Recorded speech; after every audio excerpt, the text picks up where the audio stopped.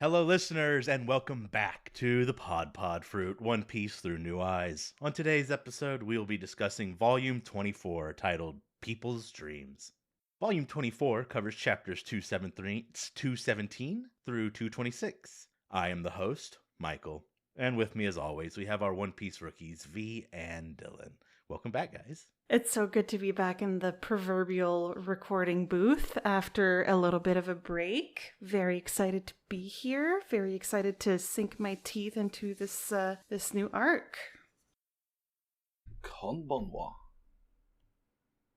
Yeah. Good evening. I Sorry. was about to say, took the words out of my mouth. Yes, we are officially back after our winter Christmas Disney, because I went to Disney break, and we are ready to dive in and talk about One Piece some more. Anything you guys got to say here before I dive into my chapter summary? I'm fucking ready. And also, anyone who has not watched or listened to our live stream Alabasta/Baroque Works recap, make sure to do that.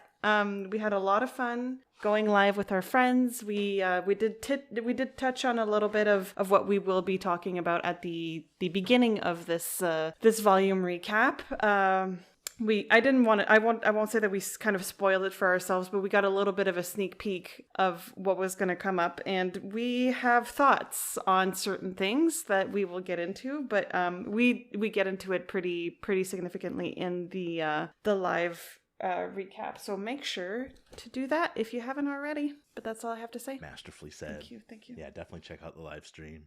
Dylan, anything on your chest? Hair. No, like we was saying, we did kind of read the first chapter just because there was a movie Michael wanted to show us, and we had to read the first chapter for it to be safe. So yeah, I'll probably be pretty brief, but I'll touch on some of the big points. I don't know that I'm going to be brief. We'll see. We'll see.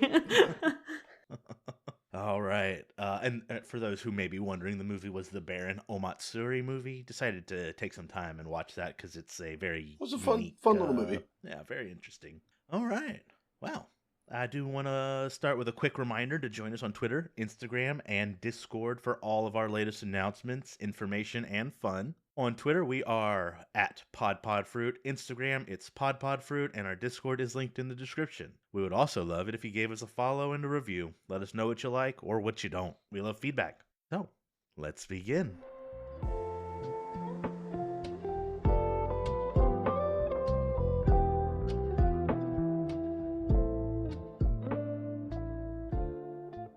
Volume 24, as Alabastans rebuild their kingdom. Luffy and the Straw Hats have set sail for new adventures, but unbeknownst to them, with a new ally in tow. The former Baroque Works Vice President Nico Robin has stowed away and seeks to join them. After an unusual encounter with a decrepit ship falling from the sky, the crew notices the log pose is pointing upwards. Robin mentions rumors of islands in the sky as a likely culprit. Luffy, Zoro, and Sanji descend to the fallen ship to check out the wreckage. On the surface, the remaining crewmates are caught off guard when a ship of salvagers under the captain Masira show up to salvage the ship.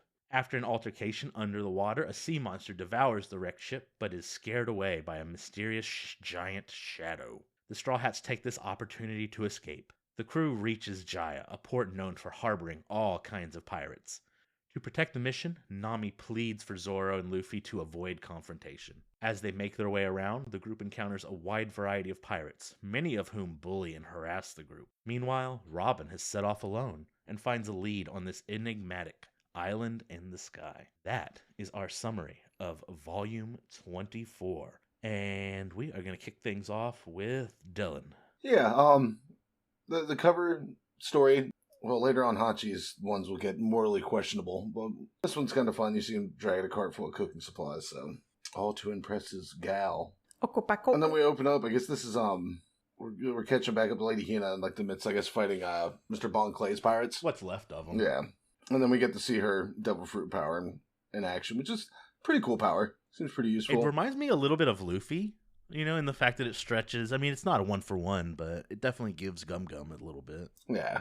But it's like if you pass through it, like an iron bound is wrapped around you. That's got its uses. Pretty good for a cop. And also, it makes me wonder if the rods they were shooting, I'm wondering if she creates those. Because we were talking about like the logistic troubles of carrying like that on the boat. because it'd be heavy as shit. But we get to see a little bit of a tiny hint at like Smoker and Hina's kind of interactions in their past, because it kind of seems in a way it's sensing a little bit of rivalry. Yeah, it's nothing too hateful or anything. Yeah, no, it's annoyance, mild at best. And then we cut back to Alabarna after a speech, and you get to see it's kind of cool because it's a good way to convey that the people of the kingdom seem to have been revitalized and they're actually excited about their future, and get to see a lot of good examples of that across many panels. You get to see the fucking pervy ass crab. I don't like the crab. The crab, it's just the smile. It's like if it was like that without a smile, I'd be like, all right, it's okay. And the way his Happiness? the way his eyes are like squinting, creepy, Yeah. So creepy. It's very dirty old man. It's very Yeah. dirty old man. Dirty old. Is that the trope? And then we'll talk about this. We're getting some flashbacks to like them talking about. It's like, no, the greatest thing I could ever be called besides king is your father. That's sweet. A nice panning of the kingdom cheering after the speech. Top of 8. It's a nice shot. I like that. Yeah, that is very nice. Oh, Pell, I can't believe you're gone. I can't even shed a tear. Why is that, I wonder? Oh, wait, that's right. You're not fucking dead. Oh.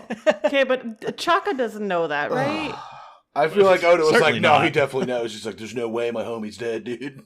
I can feel it in my bones. I can't believe you're dead, and I won't. And I won't, because you're not. I do like the silhouette shot of Vivi and Karoo. Yeah.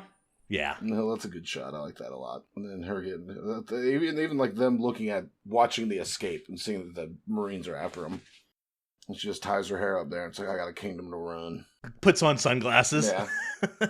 It's funny, like I like and hate this page all in one. I know. I get Top it. of 11 when it's like Eyelashes is gonna like be a candidate for the Supersonic Duck Squadron. It's like, all right, Eyelashes with a little hat might be able to be about it. Especially if he gets a little drink too.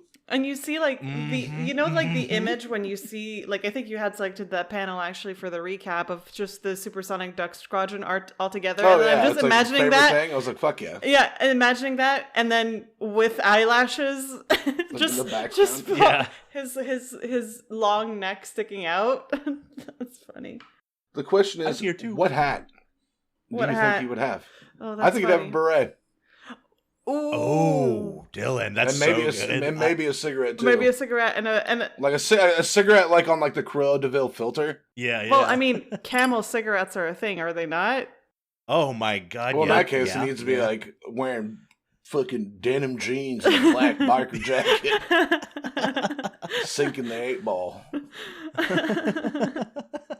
of cocaine.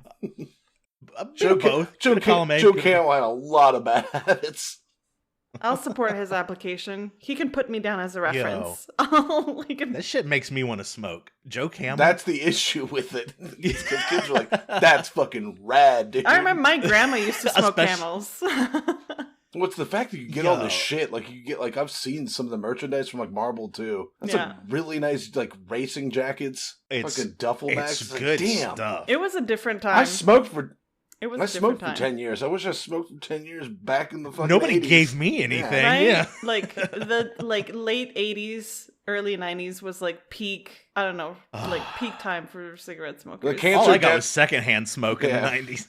I definitely got some secondhand smoke. I just remember my parents smoking in the car with me in the back seat, and they just had a sliver of my window in the middle of winter in Canada. They just had a sliver of the window open. Oh, And same I if it's raining. It's like, hold I on. was choking on that cigarette smoke. No, they got a nice little clam bake. They haven't smoked, like, they stopped smoking, like, cold turkey when I was, like, 10 years old. So it's been a while now, but I remember those times distinctly. Love you, Mom and Dad. I know you'll never listen to this, but I love you. And then we get to the doctors giving someone a lecture, and then we get to see, it's Pell. There's his headscarf. Whoop-de-fucking-do. I just hate it, because there's so much symbolism that was used masterfully for Pell's death, and like went off with a fucking shebang. That's a good God, that means something. And then Think about this. If you remove those 2 pages, or I mean, it's really just 1 page. If you remove that page, this like changes everything about all of this. It's really 1 fucking page. It makes it. Yeah. better. I honestly... I don't have something to be angry about now. Like, the bottom half of this page should not exist. Yeah, it's half a page. Because the top of the page...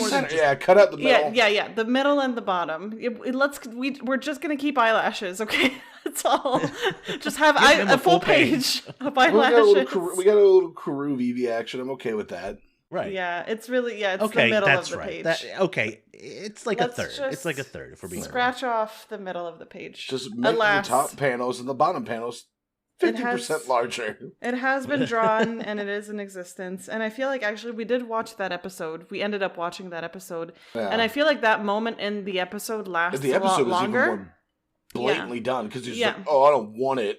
I'm pale, and just walks off. Yeah, they linger. They linger on it. They made it worse. Yeah. They're like, "Don't worry. No, we're worrying more now."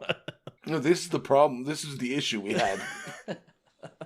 We were very clear about it the first 5 times. Yeah. What can you do? And like I said, when she was tying her hair up, her next line is "Let's go home to Alabama." And you get rushing off. I mean, there's no sunset there, but. Basically, bottom large panel is very Western to me. Yeah, but the sand, one of the sand clouds, and one of those classics, spaghetti Western outro musics where it's just the whistling and the acoustic guitar. God, these movies I love fucking old Westerns. And this is a nice moment. I like to see this kind of moment between Smoker and Tashigi, the Kina Zombie. Tashigi, yeah, Kina Zombie, yeah. Kina Zombie? Yeah. Oh, because she rose from the dead. Tashigi. But she comes out and it's well, how's the leg? It says little lady, and I agree with her being please don't call me that. Yeah. Men out there, unless you're told otherwise, don't call women little lady. Yeah. It's weird. It's weird to me. I don't especially in a professional setting. Yeah. I mean, they're a little bit more than just coworkers. But it's still your boss. But if my boss, even though I get along well with my boss, if they were to call me little lady, I'd be like, excuse you? What? Sir, I am HR, or ma'am, I am HR. What did you call me? I don't know how to file a complaint to myself. Where does it go? But he's checking on her, how do you feel? Pours her a cup of coffee while they're just hanging out. Would you not? Does that bring up cruise vibes? I love that scene. I'm gonna get into it. Mm-hmm. Yeah, but it's very. There's something very homey about it. But they kind of go over their whole resolve. They're well, now they're worth so much more. We let them go, and it's kind of the reason we let them go is because they did good. The only reason we were able to catch them is because they saved Alabama. There would be no honor in taking them then. Next time we run into them, it's on site. On site, yeah. I like that. And I get it. I understand where they're coming from. Yeah, the bottom panel, we'll settle the things with them another day. Yeah. So you know what? We want to come in a fair fight. And I respect that. And that's kind of I like seeing that because it's kind of the weird dichotomy I've always been curious about is the world government and the Marines, the Navy. It's we've seen them be evil. We're seeing some good. How far is this pendulum going to swing back and forth? And then the merry-go finally escapes. And then the bottom panel, all of them being all their chibi sad selves. The chibi sad. And of course, I was just oh God. Then you should have kidnapped her. He would never be chibi sad, to use your... Yeah, you'd never see it in panel because he'd hide it. He'd bury it deep. I picked up a 4-sword style because I got emotional. This is how I'm dealing with it. And then everyone, clapping back. It's you're so mean. What a barbarian. And Luffy's 3-sword style. And Usopp's he's wait a minute. You get that's not an insult, right? 4-sword style, then. It's try calling him Nato. Tell me he stinks like Nato. It's here's how you insult people. I've never had Nato. I would be curious to try it. I'd like to try it too. That's one of those things. It's the you want him over there, texture. I'm not sure I'm gonna. I think because I've heard it's snotty. I think I can't. I don't know. I can't imagine not trying it, being in situ, and it's slow. It's so fascinating to me as a product, but I know that the texture might be hard to cope with. But I'm not. It's not so much that I'm completely dissuaded from trying it. My thing is I don't want to be rude and then immediately vomit it up because I think that texture is just going to immediately make me. You can find Nato in the States. We can. Whenever we go to Japan, we go at a konbini and we buy some and we eat it in our I would, if I was in our hotel room room from a restaurant. I don't know. Maybe it's not worth paying that much money for it. Because I want to actually have like somebody like prepare it. I don't want just mass produced. Now onigiri, I mean, say start small. Start small, and if you kind of like what even if there's like something there for you, then take the next step. That's my 2 cents. Anyway. Yeah, fun stuff. Oh, and then big reveal of the episode. Robin's like, "Hey, what's up?" Hey, sup, guys? Yeah, what's up? What's up? And of course, everyone else is like, "Oh shit!" Zoe's ready to go to blows. Vivi's freaking. Usopp's like, Nami. Yeah, Nami's freaking. Usopp's calling an air raid siren. I love it. Sanji's being Sanji. Yeah, Sanji's immediately like, "Oh, she's so hot, guys. I can fix her." Chopper's hiding the wrong Chopper's way. being a dumbass. Yeah. Listen, I just want to say that if you go back and look at the live stream, we do a tier list, and Dylan does not put Chopper that low. No. Oh, So it's because his combat usefulness is undeniable, but his day-to-day antics are so dumb. I think you're deflecting a little bit. I think he likes him. I love him so much. And I like Luffy's reaction is the most telling, I think, because he's like, "Oh, you're still." He doesn't see her enemies. He's like, we're on even ground now because we're like. You saved me, I saved you, now we're just kind of neutral. And then I like when she's like, "Don't point those things at me," and she, again, demonstrates her powers. My bitch slapping weapons at everybody's hands. The creepy ass hands coming out from Yeah, that creeps me out. Like, can you imagine just hands just coming out of nowhere and grabbing you? Like that would make me shit my pants. It reminds me of that nasty thing from the Shadow Temple in Zelda. You know, the white thing with like splotches. Yeah. No, it's a master hand, but hand. It has hands. Dead hand. I want to say Mr. Hands, but no, it's Mr. Hands sounds right, actually. No, it's something equally terrifying, but it's very different. No, so there's... He has like 4 hands in the room, and if you get close to them, they grab you. It's Dead Hand. Bites the shit out of you. Dead Hand. Yeah, Dead Hand Oh, is that the thing's same. terrifying. Yeah, so just... Dude, the floor masters are terrifying. Yeah, floor masters in the Forest Temple. I've been replaying Ocarina of Time, and I just finished the Forest Temple. Listen, when you just hear it, like you see the shadow getting bigger, and you hear it like coming down from the ceiling, like can't see it yet. Oh, that makes my skin crawl. But yes, the white hand guy is the Dead Hand. The Forest Temple was so visually striking. It's like I'm like wrapped up in the environment where it shows up. It's like, holy shit, this is so great. Not paying attention to shit, and then all of a sudden, a hand just drops out of the fucking air and gets me. Grabs you. I know. Yeah, shit myself first time I ran into that. I was like, oh, this is a mechanic now. All right. Yeah. Awesome. Guess I'll never be comfortable again. No. Cool. But. And then Nami's kind of like, "Wait, how long have you been here?" And it's like, "It's been a while. You guys are taking a while." So I took a shower and borrowed your clothes. Cool, right? Yeah.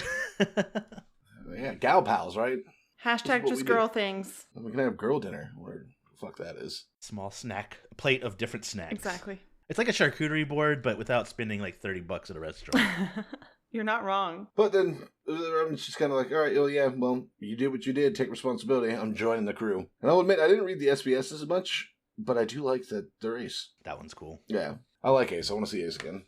But yeah, that's all I really got on that one. It's kind of like, I'd equate this chapter, besides the bullshit with Pell, to the celebration after the destruction of the Death Star in Endor. It's kind of like everybody like, holy shit, the future's so bright. We've thrown off these shackles. We're free, now we can do better.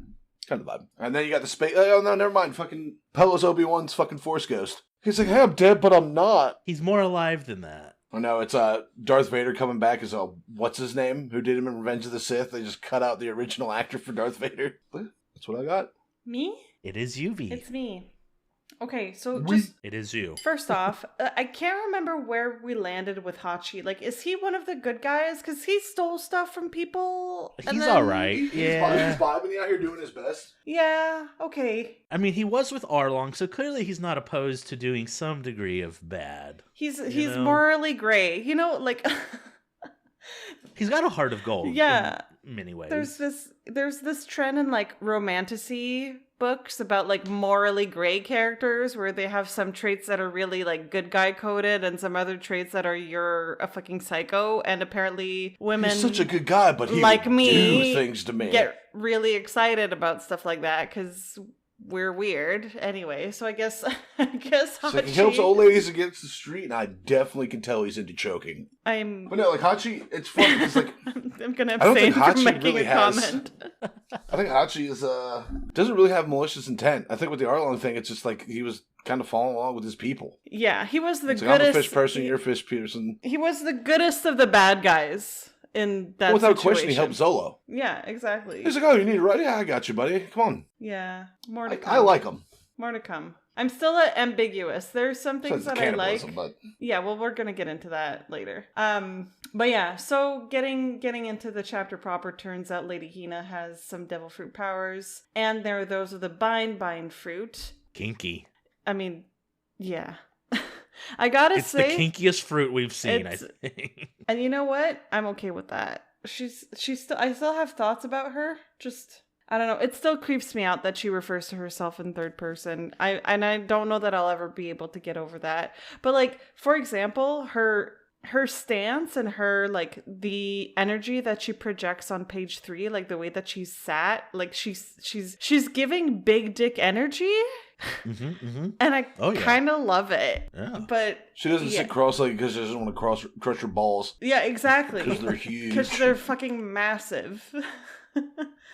I kind of like how they use full body just as a device to explain the power at the bottom of page 2 also. You know, like so tropey. It's very tropey, but I had to go ahead and point it out. I was smelling a little bit of rivalry between Hina and Tashigi in, I think it was the previous volume, but it seems like this carries through in Hina's relationship with Smoker at page 3. Like Hina's onto him, and to be honest, she can back off also. Like let him be the absolute boss that he is. I mean, she's giving boss energy there, but like my allegiance currently is to Smoker because I have a lot of respect for his integrity. So she can fuck off.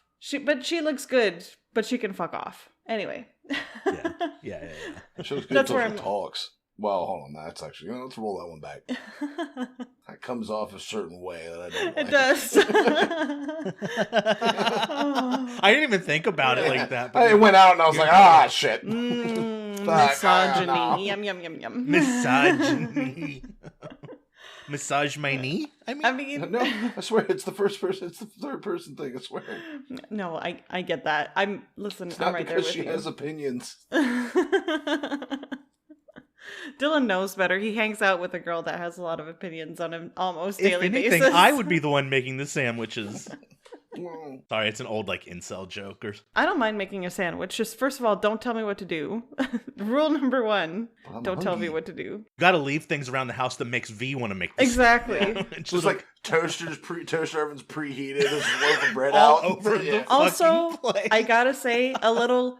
Could you please make me a sandwich goes a long way, as opposed to also good. Make me a sandwich, you know?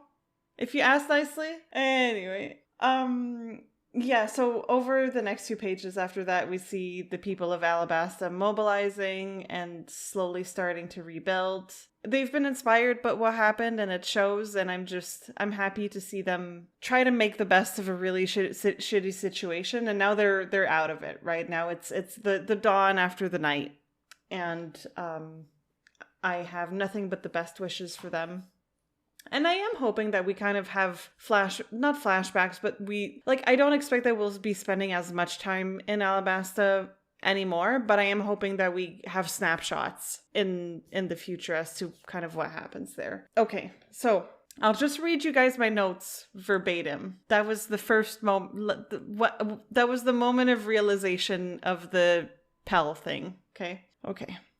My notes go, okay, wait a minute. At the top of page 9, we get a solemn moment with Chaka presumably at Pell's grave, lamenting his loss. And then at page 11, the medic is holding what clearly looks like Pell's headband. Are you fucking kidding me right now? Oda cannot be serious. I like your closer right there. Yeah. I mean, I won't get into it a whole lot because we did talk about it quite a bit in the Baroque Works recap stream that we did. Go check it out. But I think we have to just take a take a moment to acknowledge that that was a miss. That was a miss on Oda's part. That was poor. That's a full ass fumble. Yes, that was a fumble. That was a mistake. That is something that should not have happened. That is poor writing, poor storytelling, and I feel like the listeners know how we feel in general about fake out deaths, and I feel like to a certain extent I'm willing to accept those in certain situations with some amount of explanation. But this made no sense to me whatsoever, continues to make no sense to me whatsoever. And I feel like in the midst of our discussions, it's been made clear to me that I'm not the only one that shares that sentiment. It seems to be that's something that's kind of widespread across the One Piece community, that this is not good. It is bad. You know the Lion King meme? Like, everything the light touches Yes. is Oda's writing. Except What's that dark area? That's Pell. That's Pell's death. That's Pell. Yeah. It's just, and again, I won't waste too much time on it because we get into it more. But it cheapens everything that happened basically in the previous volume. It makes it not matter anymore, or at least not have the same value. And that is a shame because it meant so much for it to happen in the way that it did, and it should have just stayed that way. There's no value in Pell returning whatsoever. But that's all I'll say. If you want more insight on it, go check out the Baroque Works recap stream. And just a quick note, at the top of page 11, don't call Eyelashes a stupid camel, okay? He is a special boy. He is my special boy. I mean, he's a pervert. Well, all he gets to ride are women. I know, but, half of the... There's only one way you're going to get on my hump. Okay, now he's in a fedora. We've decided he's going to wear a fedora. I think there's already one of the... There is a fedora There's a wearing fedora, Supersonic. yeah. Yeah, but this is like that fedora wearing. That milady. Like the other duck's wearing like, a 3-piece suit with some fucking this is nice wingtips, whereas this guy's wearing a tuxedo t-shirt and cargo shorts. And he has some like slides and socks. Yeah. Like he hasn't hasn't washed his hair in a week at least, maybe 2. For slicking back, of course. Oh no, I don't say it like that. And he calls everyone kitten. When I make it myself. He calls women kitten. Let's just say him and Arlong, the Discord mod, would get well. Basically. Get along real well. Yeah, okay, and backtracking just a little bit, I like the shot of Vivian Carew in the darkened out and in the foreground with the ocean at the bottom of page 10, as Dylan had pointed out. That's very nice. And yeah, so now we get into the scene of Smoker and Tashigi, and as I briefly commented on when Dylan was speaking on it, it feels homey, which is a little strange to me considering that it features military characters. Like, they both look very casual and relaxed. Coffee is being poured. They're sat in like seemingly large and comfy chairs, and it makes me want to join them for their morning coffee. Also the fact that Smoker's not wearing a shirt is great. Have you put on suntan oil today, sir? I can take care of that for you. May I please oil your chest up? Yeah, the trick is you gotta get in those nooks and crannies. I didn't say it. Dylan said it. I knew where you were going with it. I'm gonna slather you up like a griddle. Oh God. Please. But yes, we also learn at page 14 that Mr. One was actually a bounty hunter from the West Blue named Dazbones? Dazbones? Yeah. That's a good, like, it's Yakuza kind of name. It's almost as good as D's Nuts. Got him! Got him. I'm actually proud of myself for this one. That wasn't even my notes. That was just off the top of my head just now. As if you don't make that joke all the time. Anyway, here in this quality podcast where memes will never die. We refuse. Yeah, so bottom of page 15 and top of page 16, I think were excellent, with everyone being sad about having left Vivi behind and Zoro getting the ire and insults of the group for being level-headed.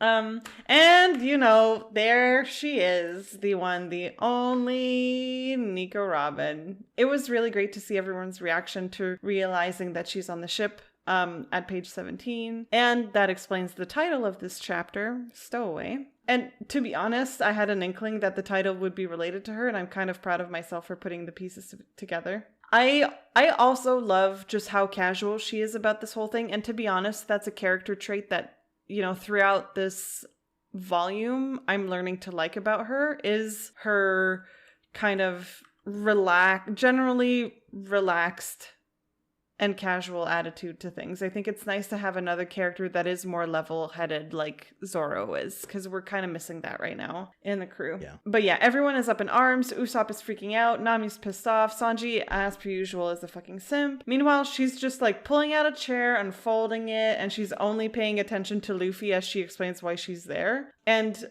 I have to say also, that panel of her when she says that she wants to join the crew mid-page 19, I thought was very pretty. We haven't really seen her in this light before. She's looking relaxed. And as I pointed out when we were first introduced to her... A little wind blowing through her hair. You kind of feel the scenery. Yeah, exactly. Like the wind moving through her hair, and just, she looks serene. And as I pointed out when we were first introduced to her, I appreciate how differently she's drawn as compared to the other female characters. She has very distinctive features, and I like that. And I like that Oda's keeping it up. Also, just as a general statement, a general pat on the back to myself and Dylan, fucking called it that she would it took me a while to come join the crew. You had that on lock. Fucking called it. I'm, looking forward to finding out more details. And we do a little bit in the rest of this this volume about how and why she came to that decision, but called it. And that is what I have for 217. I think that this chapter starts off with Hina as a way to kind of divorce itself from what came before. I think ultimately the little Hina scene doesn't really mean much. It really I feel like in my eyes, it just serves to keep the thing moving. With that being said, I'll go ahead and touch on Pell. It sucked. It wasn't fun. And it's a shame because it's such a small amount of space that really changes sucks the wind out of the sails. Much. Yeah, it's a gut punch. It really is. And then love seeing Eyelash joining the Supersonic Duck Squadron. I mean, I'm a big Eyelash fan too. Smoker and Tashigi was also very homey. I would agree. You both kind of called that out, and I liked it too. The bounties that they show, we didn't really touch on that too much, but they're huge, and Zoro has one now. Yeah, this is higher. I don't know. Right? Not higher than Luffy's. Is it not? He's 60 million. Luffy is a solid 100 million here. But yeah, it just kind of shows a little bit of growth. It's this world's, kind of power scaling, but it's also not. It's unique, and I like it. GTA wanted level. Exactly. I like it. I like it a lot. You've seen it before. I promise you, this isn't a spoiler. You'll see it again. So, whoop-de-doo. And then finally, I really liked the little ship interactions. I think everybody is kind of, I wouldn't call this slice of life because this is really kind of an important, critical moment. You get a little tiny sliver of slice of life, but Robin shows up soon thereafter to throw things back into its natural chaotic state. And I want to point out Usopp in all this. I really enjoy the way Usopp was done with the friggin' loudspeaker. Yeah. I can't think of a better way for Usopp to be Usopp in this moment than have a damn loudspeaker on a ship where nobody is more than like 10 feet away from him at any time. And the middle panel on page 18, really, he's on the ground. It looks like he has perhaps swallowed the speaker, and he is saying, we don't want any trouble, just get off the ship. I'll call the Navy. Exactly. I liked this a lot. This was my favorite part of this chapter. I don't think that's breaking any ground. I mean, I was happy to finally get the Nico Robin off the chest. It's something I've had to keep. I mean, there's a lot I have to keep inside, but this one was so close and V was calling I'm it, always and- so proud of you, Michael, when we have these moments of like realization, especially like in this case, since we were calling it and since we had expressed our doubts and our impressions about it before. Like how do you hold your tongue? Like how do you not not spill the easy. beans? Because I would be too excited. I would be like, oh guys. Oh my god, you're so right. Oops. He's just waiting till we're dead wrong so he just dunk on us really hard. Yeah. You guys were fucking wrong. Idiots. Why would you ever think that? Fucking rookies, it shows. Wow. To summarize, this volume could have been great or even amazing ending to Alabasta. And yet, you remove just 1-2 panels, and it's a 10. It's an easy 10. Yep. But sadly, we will take our gut punch and move on. And we'll leave that in the past unless it comes up that we need to mention it, in context of whatever else we want to say, any other fake out deaths, blah, blah, blah. I did say it gets worse before it gets better. I mean, you guys, I've said it multiple times. And this is, in my opinion, the worst that it gets. I can't think of another one that is bad. It will happen again, but I don't think it gets near this kind of egregious. I have a question for Dylan. Would you rather this just be the end of it and we never hear from Pell again? Or would you rather there be an explanation given and that we see him again? One way I could think it could work, it's like it's just like he's dead. You just leave it. And then in one of the cover stories later on down the line, you kind of see him stumble back in. We were thinking it's like we were comatose for like a couple months. And now he's back again. At least. And it would, I don't love that, but yeah, I hear you. I don't love it either, but it hits a lot less harder because you're not so fresh on how monumental his death was. Or if it's like there's a narrative point where the Alabarna stuff comes back, he shows back up, and it's like, oh, like, it was kind of fucked up, like I got hurt, I lost my memories, but it all came back to me because of this, and now I'm back to save the kingdom again. That doesn't... It's like Link in Breath of the Wild. It's like, oh, like, I died, and then everyone was kind of like, well, shit, fuck, and I came back late enough where it's like, oh, shit, okay, this is good. And the fact that it's immediately after he died, it's like, this is so... There's no good way to redeem this, in my opinion. So I feel like I would just rather that be the blunder and never hear from him again than them trying to make up some kind of excuse that's not going to be enough. That's where I'm at right now. Made this comparison several times. Like Game of Thrones, like, don't get me wrong, very intriguing story and world, super in depth. But it's like I was reading the books, and hey, spoiler warning. I mean, I was reading the books, watching the seasons, because they kind of line up a little bit, and then like finish the 5th book where it's like Jon Snow gets betrayed by the Watch, and it was absolutely flatlined. And it's like, oh, the next season's coming out. It's like he hasn't written the book yet. Well, I'll watch the first season. Jon Snow's back. I was like, oh, well, I'm not reading the book anymore. Like, I'm done with the books. Like, fuck it, we're done. And that's how I feel about it. It's like you made me really love, and then gave me the fucking gut wrench of they're gone. It's like. And like we said with the Wendigo, like, a good death is the best thing. You gave it a chef's kiss masterpiece of a death. With all that symbolism, and then just... Sorry, I'm on my soapbox. I'm done. That's okay. I was just curious, but sorry to interrupt, Michael. I was curious about that.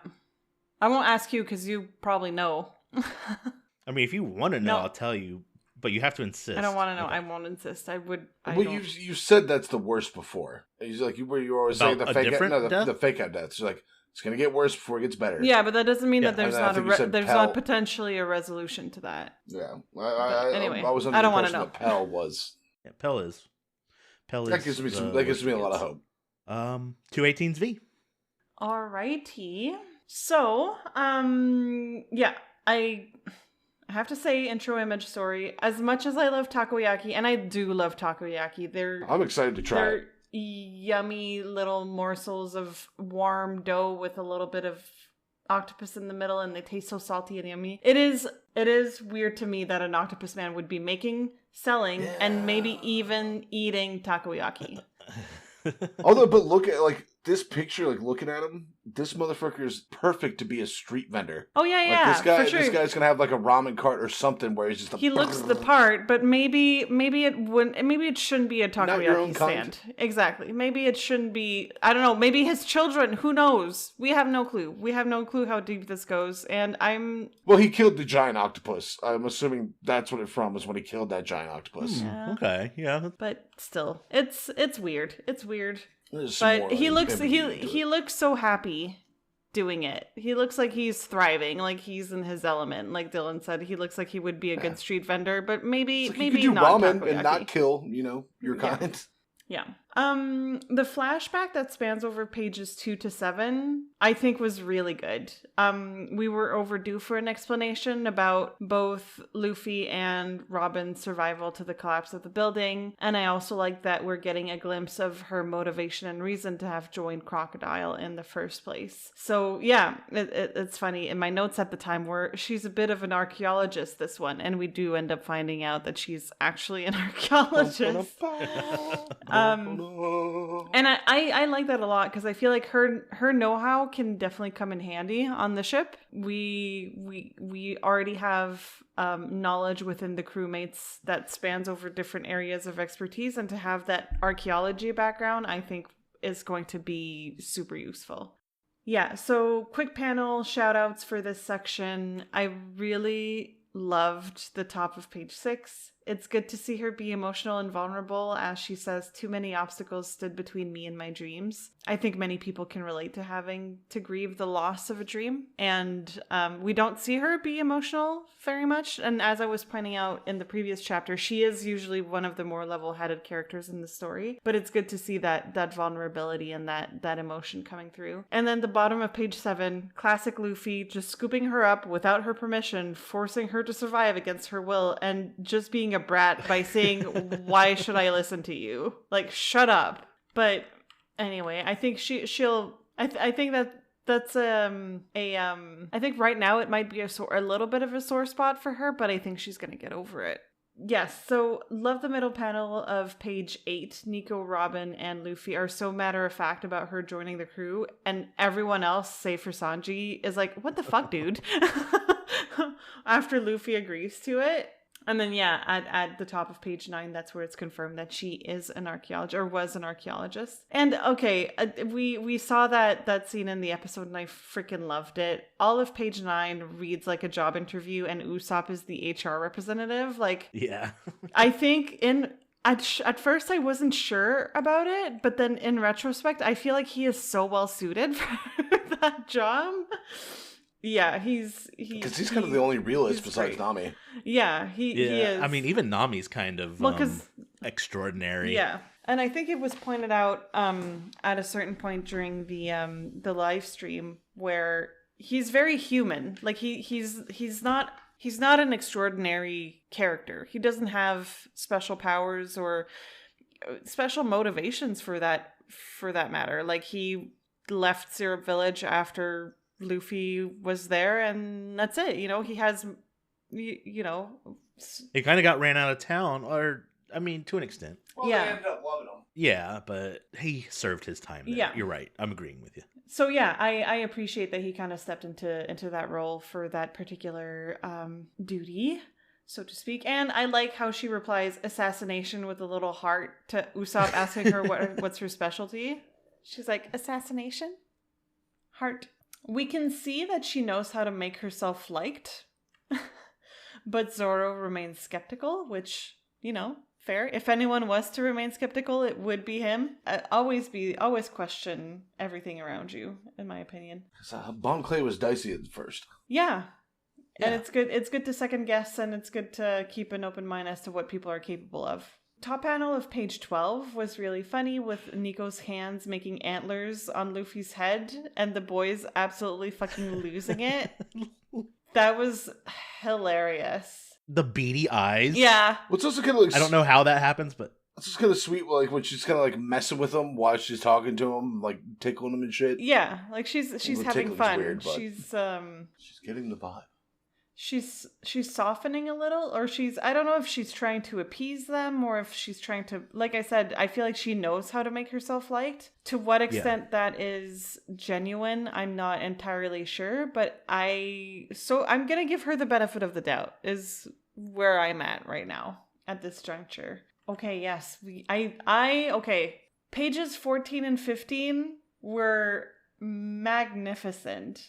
14 and 15 gives us an amazing 2-page spread of a galleon falling from the sky. Oh God, it's grandiose and it's surreal, and the quote is so fitting. Anything man can imagine is a possibility in reality. Like that hits. Yeah. That would be an awesome hard. fucking poster. That is a beautiful like a big panel. blown up one. And like one of the inspirational posters with the words and the or just like that paint, like seems painted, like a raw cut of the panel. Just if you were to, I think if you were to paint that in like an impressionist style, it would be magnificent. Like it would be a work of art. It would belong in a museum. And I'm not like, this is no joke. It's beautiful. But yes, love how I feel like it's important to point out that this is like a very significant moment in the story, because that is going to guide where they're going from this point on. Like that is the turning point. Right. That is the element that starts everything. I guess what we're getting into. Yeah, exactly. And I think it was a great way like to introduce that. The appearance of Miss Wednesday and Mr. Nine back inside of right. Laboon, that's what triggers, you know, the rest of the series exactly of events. What the fuck it means. But you kind of know that a little bit more clear. But you know that it means something. The start of the driving force. Yeah.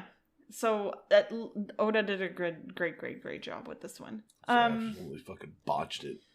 Well, I think. Yeah. Let's keep an open mind. But yes, chaos then ensues, and it seems like different people have different ways to cope with these crazy events. Most notable is Usopp, who at the bottom of page 17 just sits down to disassociate. Yeah.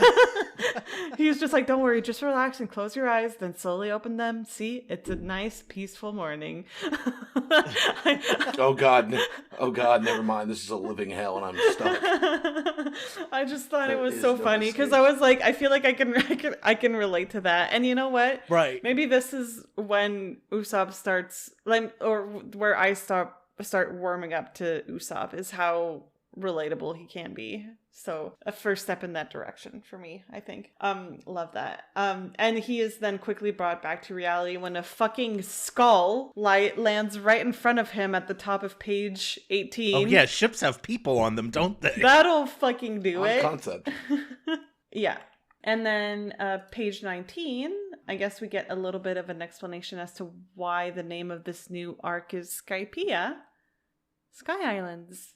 I'm super excited. I think it's fun. I'm curious to see how this new lore is going to integrate with the universe that we've come to know, how we're going to be stepping into that.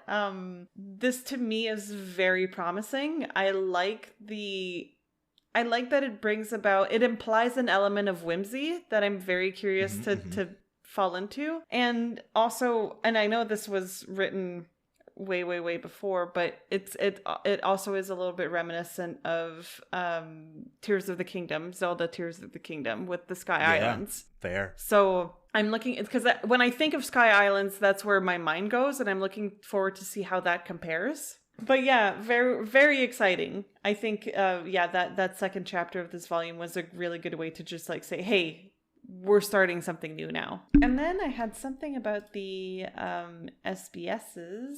I like the last entry of this SBS. I hadn't caught that Mr. 3 was still among them. Yeah, because they talk about, in chapter 216 of volume 23, in the second panel of page 15, one of the passerby is Mr. 3. He's walking along like nothing happened. What's going on? And then Oda says that's him, but explaining it in 15 letters won't be easy. The reason he's there, easy. I felt like it. But I just like the fact that it is interesting for me to know that this is canon. So yeah, I don't know. I just thought that was pretty cool. He was left for dead, but he was never implied to be completely taken out. Well, I thought it was funny, like, I think you mentioned it when we recorded, like when he was floating. It's like, oh, for crab crocodile. And it's like, yeah, he's a devil fruit user. He should because we were saying he can cover himself in wax and whatever. And Well, it's like you There's talked an about SBS, I think, in this volume that touches on that. Oh, is if I'm there? not mistaken. Nice. Maybe. And then just for the final SBS, I enjoyed just having a little bit of completely useless background lore for the wanted poster photographer. I just thought that was funny. I saw the carpenter in one of them. Like, that's something that pops up a couple times, I think. Yeah, it's just funny, like, head of the Navy photography department. I just thought it was Fire Atachan is his name. Anyway, and that is criminal what I have paparazzi. for 2020. I was going to say 2018, 218. We'll get there. I mean, Oda's not even there, but we'll get... Oda, for Christ's sake, though, take a break because you work yourselves to death. I do want to point out that one time one of our listeners submitted a question. What kind of world or place or island or what have you would you like to see? I believe, V, you said something along the lines of like a gothic horror kind of situation on brand. Dylan said that he would like to see like a Bespin-esque cloud city. Yeah. I think Oh, is yeah, that's the right. word I went left field. Hard as shit on that one. You know what? Fuck it. And There we go. I mean, at least this implies some kind of Bespin-esque cloud something, right? I mean, if cloud cars aren't firing warning shots and tell me to land, not sure I'm going to feel... I'm a Star Wars I just kick wanted to today, bring huh? that up. Mm-hmm. Yeah. Dylan, 218. 218, again, like, I think that might be one of my favorite things about One Piece so far. Is like the cover story canon. And like once you finally realize, I like that it's like, canon. like, I wouldn't like it if it was just another story. For yeah, the sake it was of just telling like, a story. oh hey, like maybe, but it's like no, this actually ties into events. It shows itself, and it's like, damn, still waiting for Colby.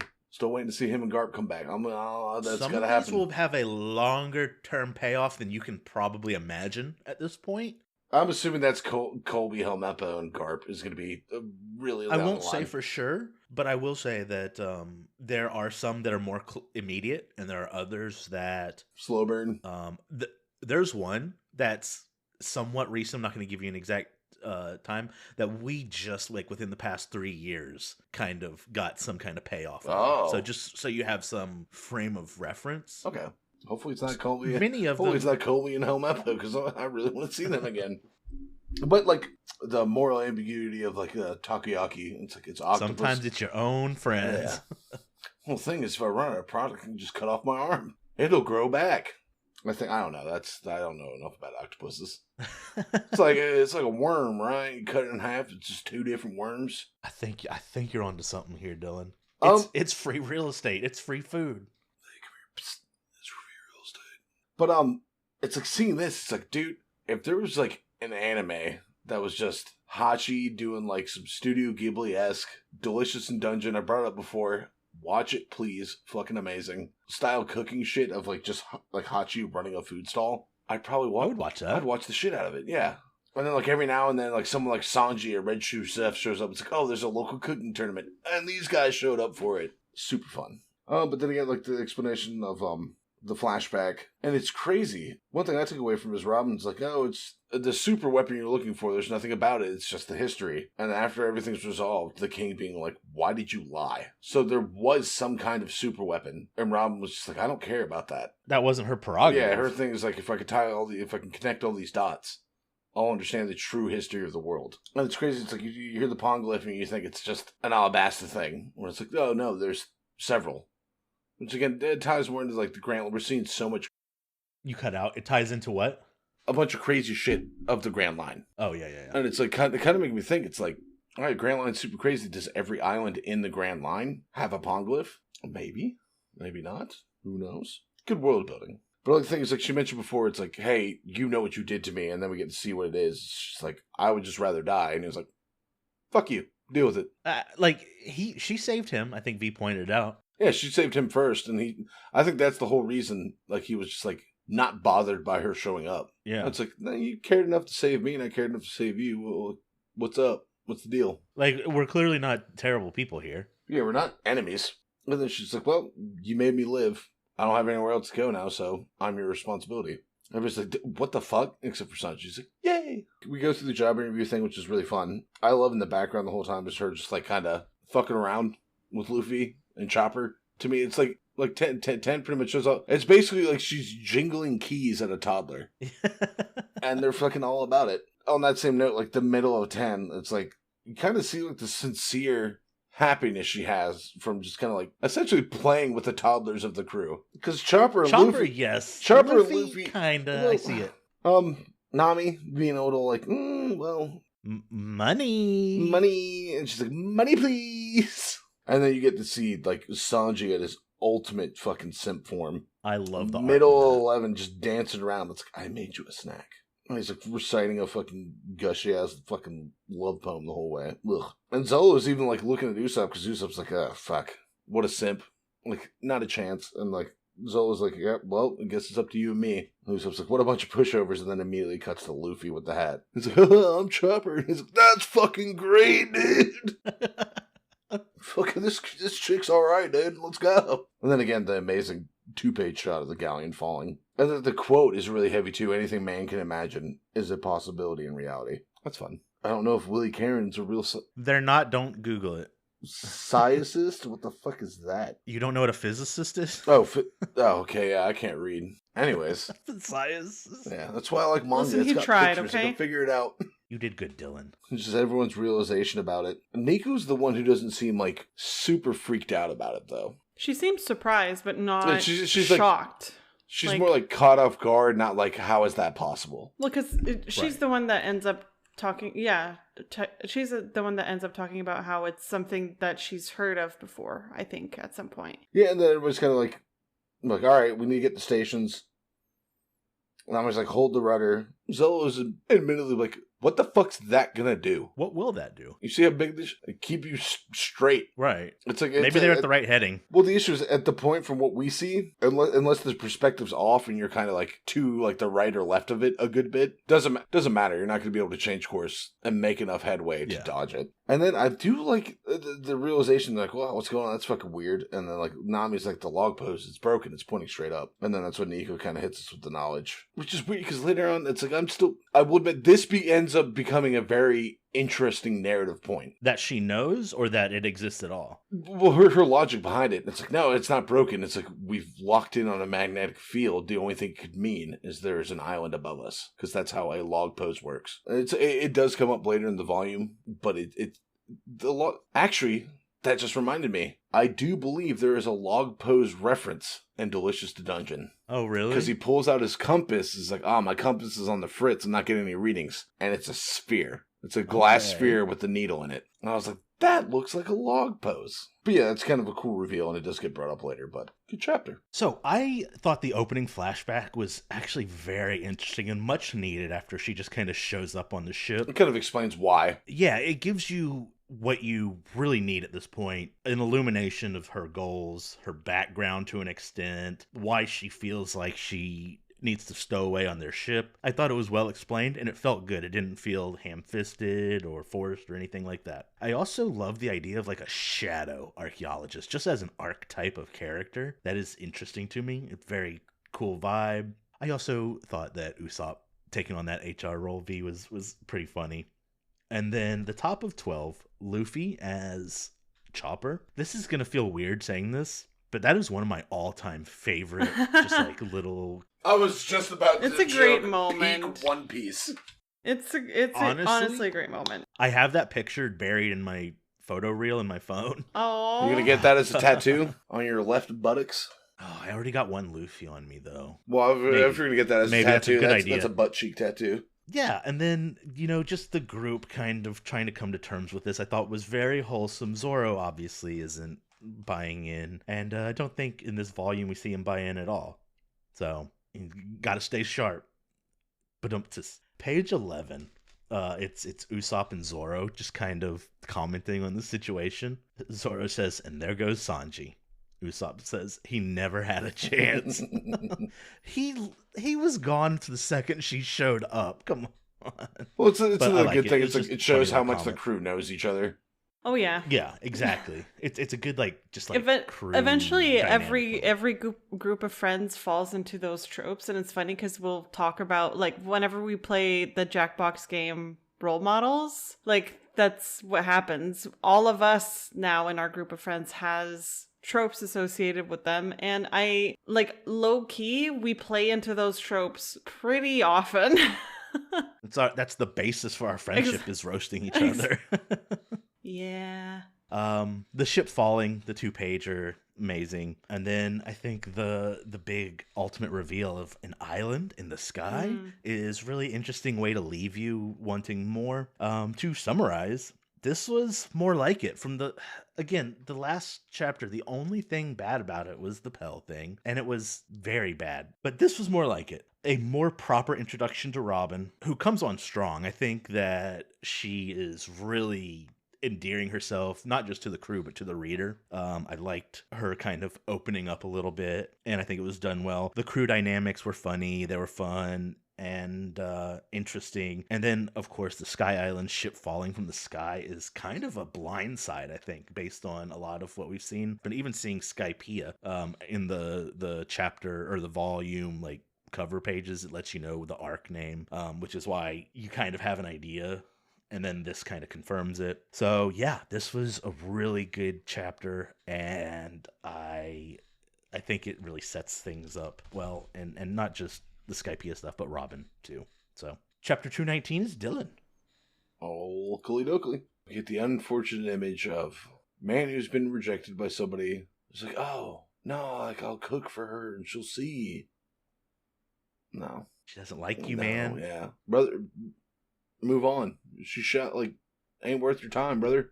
You found your true passion. It's making takoyaki. I do love in the first panel, like he had to like signify it was because it's just a scenery shot. He signified what Luffy was saying by putting a little sketch of Luffy in the speech bubble. Nice touch. And this is the weird thing that got me. It's like, oh, actually, it's not just the island floating up there. It's the sea. And it's kind of like, how? You're on the sea. Yeah, I think Sanji's on the same page. Yeah, Sanji's like, now I'm even more confused than everybody else. It's like, what? And Nico Robin's like really doubling down. It's like, no. It's like, we have to figure out to go to the sky. I want to say, yeah, it's Usopp and Luffy have immediately gone to the other boat to go look around the other boat. It's like it kind of gives me the sense of like being a kid and you have woods in the backyard. Fuck it, I'm just gonna go explore. I'm gonna figure some shit out. I'm gonna pick up a stick and stuff with it. I love that stuff. Like that sense of like uncharted territory that you've never been to and exploring. And like I'm also big into like urban exploration, like going places where whenever I see a boarded up door. Yeah, but in America we have crackheads. Is to, yeah, well, we also have crackheads in Canada, but like I always want to go to places where that seem unwelcoming or that seem different to me, so I can relate to that sentiment of it being like exploring the forest behind someone's house, you know. But like Nico Robin, like bottom of 4 definitely like locks in on it's like, no, if a log post is pointing somewhere, there's an island there. That is how this world works. It's like, okay. And then we get to see Nami like shaking around, still seeing it pointing north. North is a fun way to put that. Well, north. North by north. It's going the northest. And then Chopper's again being a dipshit, peeking the wrong way. And 2 panels. Double down on the dumbness. And like, yeah, we get that Nico's an archaeologist, but is she also like a doctor? Because she's sitting there like giving an autopsy to this fucking bag of bones. It's like a skull's caved in. That's man-made. Oh, okay. But then it's interesting. She sees it's like, no, that's brain surgery. And it's weird. My thing is like, it's weird that we're getting that information from her and not Chopper. Chopper is the doctor. I mean, it gets touched on because I think she's like, isn't that right? And he's like, well, yeah, it's like lobotomies. When there's tumors, it's a way to relieve pressure. But then dug up some history books and saw it's like, no, this ship that we just found is this ship from 100 years ago. That's fun. I'm currently wearing my Creepcast hoodie, and their last episode was about a ghost ship from the past. So it works. Hey, listen to our whole podcast first, but after that, cutting that. No free promos. Anyways, Luffy found the map to Skypiea. And also looking at that map, that also gives me Tears of the Kingdom. I feel like anytime you pull up the map, it's like kind of gives you that kind of vibe. And everyone's like excited, celebrating, like, oh yeah, we found it. Oh yeah, it's gonna be so cool. And I was like, well, don't get too excited. We don't know anything for sure. There's a lot of fake maps in the world. And it cuts to the children of the crew, and they're absolutely devastated. Like Nami was just like, Santa's not real. I know. Like, I love that. What? The shadows are fucking going hard in that panel. That also gives me some not super hardcore, but like a little Junji Ito? Mhm. Sure. But it's like using the darkness, the kind of like accent, like, I don't know. Sure, why not? And then the decision to salvage, this is something I found like really cool, and also kind of leans into like Usopp's super fucking useful. This felt very Dylan to me. It's just interesting. Well, this is how they used to fucking actually do it. You get dropped down in a sealed metal suit with a fucking tube attached to it, and they would run a pump that pumps air, and it, much like a CPAP, forces air into your enclosure to where you can breathe. I love the fact that before they jump down, you get to see a giant fucking fish just eating pterodactyls. Yeah. So, you'll be fine. I didn't pay much attention to that, but yeah, those are pterodactyls. Yeah, go ahead. But that's super cool. And just like, oh god, the fucking dropping down on the top of 12 and just seeing like the fucking 50-foot Burmese python just chillaxing its way up the fucking Amazon. It's certainly an exercise in scale. Yeah. But I feel like it's another good reminder. It's like, hey, remember, you're on the Grand Line. The stakes are high. And I guess they're using kind of like the tin can form of communication, where it's just, they just shout into the tube and they hear them and they shout back. That's fun. And then we hear salvage, salvage, clang, clang, clang, Clang, clang, clang, clang, clang. tweet, tweet, Clang, tweet, tweet, tweet, tweet, tweet. You get all the lead up to it. I do like the shot of the ship of 14. That's a good shot. And then we get to meet Masira. Salvage King Masira, boss of the Masira Pirates. Bounty, 23 million berries. Your bounty with berries kind of lets you know how strong they're going to be. And I will admit, I kind of like Masira. Masira's given like old school Donkey Kong, Wreck-It Ralph kind of vibes. My notes. Yeah, I didn't think of Wreck-It Ralph, but that's absolutely That's the overalls. It's like very Wreck-It Ralph. Dylan, he's giving me you vibes, if I may say. I got Dylan from him a little bit. I can kind of see it. Like, he's totally into salvaging old fucking wrecks and shit. Like, I could see you running a salvage crew that is just like, they clearly seem pretty jolly. You know, they're shanty singing, lads. They They sing found a the lot. ship. Yeah, they sing a lot. Exactly. He's very high energy, especially when it's something that he's Passionate excited about. Okay, yeah. Yeah. Also, his ship is awesome. His ship's really cool. And it gets cooler. Yeah. But he pulls up and he's immediately like, oh, you're in my territory. You touch my boats? Don't touch my boats. And then they immediately start like, well, hold on, let's get some information. He's like, oh, you want to know about me? You're interested in me? Oh, okay. Little Sanji coded is like very... That's not you. Very, very willing to get his ego flamed. Even to the point where like his conversation leads. So it's like, hey, I'm really good at this. Talk about that. That's so flattering. Yeah. But like it's like they're talking everything. And it's like, oh, our salvage crew just got the shit kicked out of them. It's like, oh, was it one of the monsters? It's like, no, there's guys down there. And he's immediately like, watch out, guys. There's people underwater beating people up. And they're like, oh, fucking thank God they don't realize. And then again, we get the cliffhanger of like, hurry up and set the cradle. Let's start salvaging. It's like, oh, how's this gonna work out? And then again, getting to see the badasses of the crew descending towards the wreck. I really like that scenery. Like the underwater salvage shit is a lot of fucking fun. I'm with you on But that's all I have for this. V? Right. So, with regards to the whole Sky Island stuff, okay, everyone's kind of freaking out. A ship fell from the sky. Yeah. While I completely understand why the Straw Hats are all very skeptical about this whole thing, there's something in Robin's certainty and trust in what she has seen and in the log pose that's very reassuring and grounding in a way. And it helps in just accepting that this may indeed be a possibility. She speaks with like definitiveness. Yeah.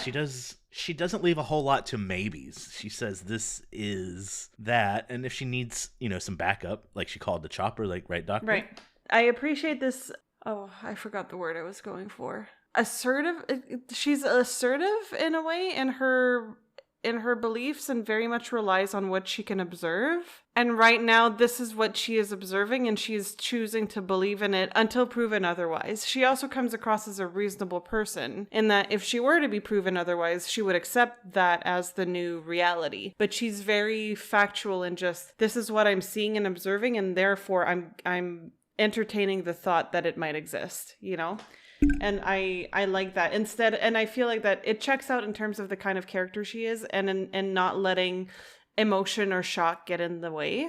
So I do appreciate that of her character. Her little speech at page 4 demonstrated that well when she says that they cannot start doubting the log pose, and that if anything is to be doubted, it should be their senses. I like that a I lot. felt like there's really good world building. Yeah, and as she says, there will always be an island wherever that needle points. That's just it. We just have to figure out where that island is, but where it points, there is an island, and we are going to find it, right? The way she says that proves your first point so well. Exactly. So I the more time I spend with her, the more I like her. And like the people who will have seen the Baroque Works recap will note that she's not low on my tier list, but she's not super high on my tier list. But I see her climbing my tier list like ever since basically we started this new arc. So yeah, she's definitely an interesting character.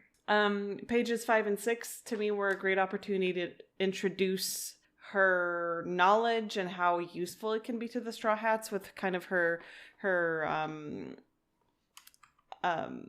autopsy kind of display with the skull and whatnot. I thought that was really good. Top of page 8 is a good shot of the map of Skypiea that Luffy and Chopper found in the wreckage. As Dylan pointed out, it is also well, you know what? We're talking about Zelda. It's giving just general video game map. Just it's also giving kind of like Super Mario World on the Super Nintendo vibes, right? So before you discover an area and it opens up, right? Exactly. So I like seeing the map like that. I like the map a lot too. Yeah. Okay. Bottom of page 9. Nami's beautiful when she's angry. Shut the fuck up, Sanji. I think what pisses me off, because I do reflections on that. Whenever I get pissed off at Sanji's reaction to women, as a woman, I feel the need to reflect on why it angers me. And in that case, it's almost dismissive of her anger. It's like, well, it doesn't matter if you're angry, you're beautiful. And it's kind of like invalidating her emotions. And it's insulting, to be honest. How angry you get, babe, I'm always here for you. Right, and it's like, shut up, just let me be pissed off. I know I'm hot, but that's not the point. That's not the point. Yeah, right. It's not the point. I'm just pissed off, and you should... Anyway, so I sometimes just validate my emotions, but yeah, you don't need to tell me that I'm beautiful when I'm angry. Like, stop it. Just stop it now. Anyway. He's not subtle, and it is a little grating. We've probably brought this up multiple times, but I think it's a fair thing that we're going to repeat. We have, and I need to not call it out every single time, but... It's a good reminder. So if it pisses you off, yeah. Hey, there's a poll that comes up that is still super popular, and it's kind of like, should he be? Right. Yeah. No, and we've talked about this before. Sanji isn't a bad character, but he has a fundamental enough flaw. Ass to be that way. Exactly. Exactly.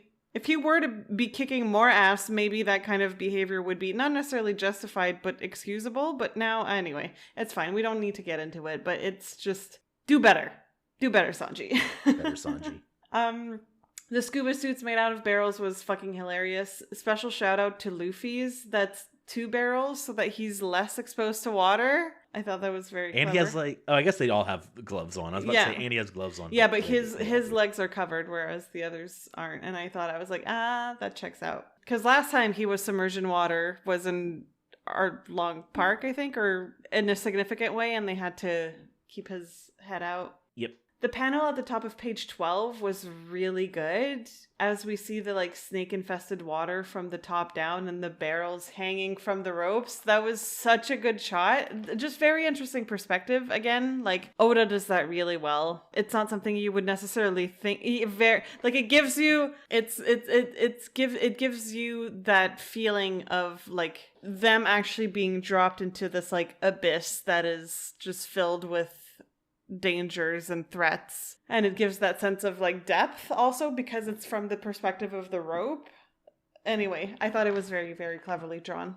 Dylan kind of touched on it a little bit, but I like the little bit of a crescendo or build up that we get at page 13 as we hear the music and the songs of the ship approaching. It felt like cinematic. Like I can almost hear the music in the background getting louder and louder as the ship approaches. And yeah, then we get the reveal of the ship. And I love the monkey figurehead with the symbols. I think that's great. And again, Oda nails the shots of the ships in general. Like, you can tell that he's into pirates and stuff and you can tell that this is a pirate manga because there's a lot of effort. Manga about pirates. Exactly. There's a lot of effort that's put into just the ships themselves. And I've come to really, really appreciate that. I wonder if Oda didn't find his talent for drawing ships and that's what led him here. Yeah, He's like, I wonder. I kind of like this and I'm kind of good at it.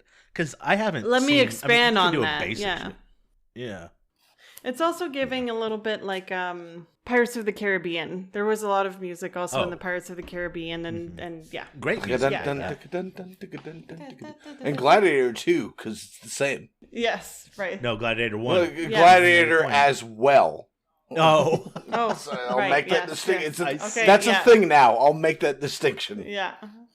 Didn't the sequel? No, it was okay. It was decent. Can I interrupt with a tangent? Is there anything like two, and two in French? Can you think of any good examples of just words, homophones? I think is the word there's I'm looking so for. many. Can you think of a good one that comes up often? So Vers is one. So there's it's all pronounced the same way. So there's vers, VERS, which is towards. There's vers, VERRE, that's a glass. There's vers, VERT, that is the color green. There's vers, VER, that is a worm. Oh my god. I guess we don't know how good we got it, actually. When there's so many of them, but that's the most obvious one that comes to mind. Right. Yeah. So yes, okay. French is equally as broken as English in that way. Yeah, it is what it is. And we then get introduced to a new antagonist, I guess. Masira, the Salvage King. And I think he has his eye on the ship that the Straw Hats are also after. And I love his design. It is giving Donkey Kong vibes. It's giving also like 90s guy that listens to a lot of like electro music, and he's wearing the like Vicotechning, or god damn, I fucked that up. Techno Viking. Jesus Christ. I'm sorry. Yeah, but like I don't know, maybe it's the suspenders. Raver culture? Yeah, I don't know if it's like the suspenders and the glasses, but it's giving, I don't know, like I like it. I like the design. I think it's creative, and I like it too. And the little it's a fun character face on his on his yeah, chest. the face is a big part of it too. Yeah, we even kind of talked about it before. It was like I was only halfway through. It's like I've seen a character that I feel like is not going to come back that I wish would come back. Masir is that character. But yeah, and just the way that he's drawn, I think, the Donkey Kong vibes that were mentioned earlier really hit the nail on the head. Not a whole lot to say about the end of this chapter, but I guess Nami asking him about showing them how to salvage is meant to be a distraction. Trying to get him to do the legwork for them and reap the benefits afterwards, which is a very Nami thing to do. Can we watch Daddy? Yeah. And then we're just gonna take all the money. Bye. Money, please. And yeah, that's what I had for 219. All right. So it was pretty bold, I think. One of the first things she does is shut Luffy the fuck down. She uses her powers on him to throw him on the ground and cup his mouth. I guess she kind of has an idea of his vibes, but it still felt bold. I like it. She doesn't fear him. She doesn't see him as someone that she is necessarily completely beholden to. None of the Straw Hats are above, kind of pushing each other around, including Luffy. He's not on a pedestal amongst them. I think this might be... Oh, go ahead. No. I was just going to say, I feel like that might be partially explained by the way that she got there, and that they have this sort of, I wouldn't call it a rivalry or an understanding exactly, but they have a relationship that isn't quite the same as Luffy's relationship with the other Straw Hats, in that like he forced her to be alive. Yeah. And right. I feel like that brings down whatever boundaries that someone would have with their captain, quote unquote, and Yeah. that I feel like maybe she's like, well, you forced me to do this thing, and therefore I especially don't owe you anything, So Right. I don't know. In fact, maybe you owe me a little bit. You owe me a place to stay Yeah. for the time being. Exactly. You gotta figure shit out. This is your fault. I'm gonna do it here. Also, she kind of wants to die. She's not content with being alive, as we saw in the last chapter. Yeah. And I do want to point out at the middle of page 3 and then the bottom of page 3, she calls Luffy captain, and she also calls Nami navigator. Oh, she immediately locked in on the roles. Yeah, it's pretty obvious. I mean, especially those two. It seems like that makes her like, oh, she used to. It's very informal. She's used to sailing. Or formal. For me. Yeah. She's like, I know how to operate on a boat. Used to being in an organization like that, There's a little bit of distance. Right. Well, in using that kind of terminology. And being a part of Baroque Works, there was a degree of hierarchy there, right? And I feel like there's a certain sense of respect that comes from that. Other thing is, my thing is like she's understanding the distinction of ship-based stuff. With a lot of Baroque works, I feel like not a lot of them felt like pirates. Like Mr. One, right. No, he was just a bounty hunter. You never saw a crocodile on a ship. Yeah.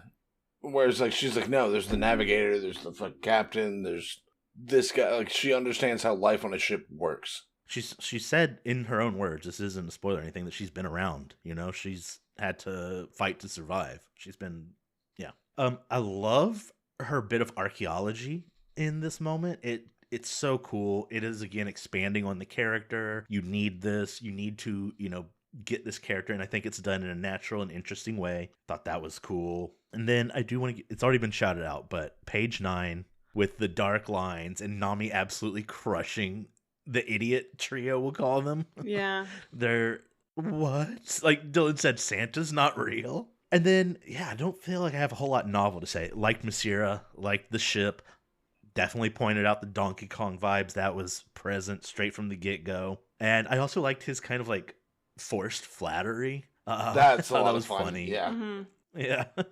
Like it wasn't even anything remotely flattering. He's like, oh yeah. It's like I'm fishing for compliments and I'm unapologetic about it. I'm catching something. I'm telling you how to compliment me. Yeah. Compliment me, please. The barrels were so goofy, and I think sending Luffy down there in that is a terribly poor choice. It actually is, yes. Well, you say that, but if it's airtight, he's the best.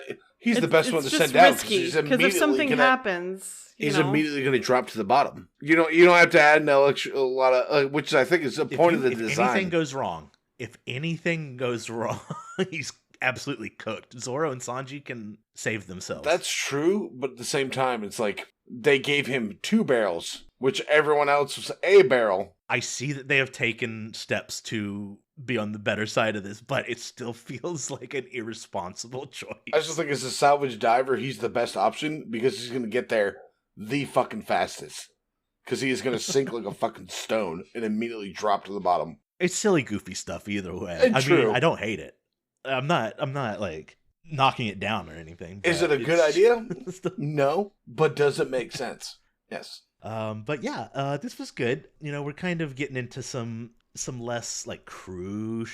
I mean, this is all important, of course, to the story, but like we're not meeting Robin, a Straw Hat. We're introduced to some funky monkey, silly, whimsical bullshit. It's more fun. The crew dynamics that we've come before, but this is that silliness that we have come to enjoy. So yeah, I like this. So this is back to some typical, this is my summary, typical One Piece Bizarro stuff. This is the reverse mountain of this new arc. The mountain goes up and you can sail upwards, and it's weird and it doesn't quite make sense. But the more questions you ask, the further away from the truth you're gonna get. It's like, but why and One Piece? I like that. Yeah. And I put ... whatever. We're reestablishing the world beyond Alabasta. And I like that. And the archaeology, the salvage, the shipwrecks, these are some good keywords for me. I like what is being shown here. And 220 is V. Alrighty. So I think I had actually spoken to that, just back to the intro image story real quick. Octopaco might be a little bit of a baddie amongst octopus people, but she's also a bitch. She's also a bitch. Don't use Hachi like that. Don't do it. And meanwhile, you see the two little, like the mermaid and her little starfish friend being like concerned and be like, no, stop, don't do it. Date the mermaid, for Christ's sake. The mermaid's name is Cammy. I can't remember the starfish's name. It's like Topago or something. Yes, Starfish Mon. But yeah, he's wearing a Rasta hat, which I kind of love. But yes, she's a babe. So the beginning of this chapter is interesting. I liked witnessing the tension between Nami, Chopper, and Usopp and the salvage crew. You can tell that both groups are uneasy, although for different reasons, and are trying to kind of smile their way through it. And I also quite liked seeing the underwater panels also. Like, it felt very quiet because there's no dialogue, there's no real action other than them finding things. And it's an interesting skill to tell a story without using any words. And I feel like that was a very good display of doing that. And I can also appreciate the way that the panels are drawn with the bubbles and the wavy wisps, giving us the visual clue that it's underwater. But yeah, it was an interesting way to open up this chapter. Also, I have to say, I think it's let me just check the page numbers. I think it's 9 through 12. I'm low-key fascinated by the way the figurehead works and what kind of tool it is. So it's like an inflatable crane, claw crane? Close enough. Well, I think the way it works is like it goes down, it grips the ship to lock it in, and then they inflate to raise it. Yeah, so yeah, an inflatable claw crane, I feel like, is the best way to, I wouldn't know how else to define that, but yeah, just very interesting. And a little bit of a shout out at the top panel of page 12. It's neat to see the wreckage being held by the claws. Like, I just liked the side shot of it being held by the claws and being erased from the seafloor. I thought it was pretty cool. With the onomatopoeia of blump. Blurp. Yeah. Because it's like it's loud, but it's muted because it's underwater. Mm-hmm. Like, I don't know. I thought that was pretty clever. And I gotta say, they might have introduced Masira as a potential bad guy, but at least he's got some principles, and he's not afraid to come to the aid of his crew, which is more than we can say from a lot of villains in One Piece. Not Arlong loved his boys. He did. That's true. That is his maybe single redeeming quality. It's kind of endearing. We've talked about it so many times. I won't believe it. No, but I just he said kitten. Yeah. I'm kind of over that's it. True. I mean, he's friendly with the boys, but with the women, maybe not so much. Anyway. Elriz.